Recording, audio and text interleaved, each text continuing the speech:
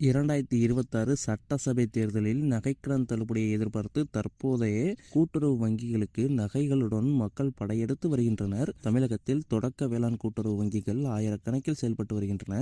இந்த வங்கிகள் மூலம் விவசாயிகளுக்கு தேவையான பயிர்க்கடன், நகைக்கடன், கறவை மாடு, சிறு வணிக கடன், மத்திய கால கடனாக கிணறு வெட்டுதல், ஆழ்துளை கிணறு அமைத்தல், மூங்கில் வாங்குதல் போன்ற பல்வேறு கடன்கள் வழங்கப்படுகின்றன. குறிப்பாக கூட்டுறவு வங்கிகளும் தொடக்க வேளாண்மை கூட்டுறவு சங்கங்களும் தங்க நகை அடமானத்தில் கடன் வழங்குகின்றன.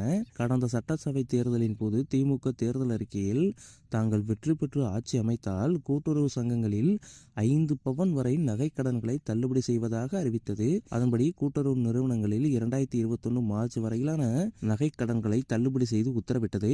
அதற்கான பயனாளிகளை தேர்வு செய்ய பல நிபந்தனைகள் விதிக்கப்பட்டன. அதன் அடிப்படையில் 14.51 லட்சம் பயனாளிகள் தேர்வு செய்யப்பட்டு 6000 கோடி ரூபாய் கடன் தள்ளுபடி செய்யப்படுது.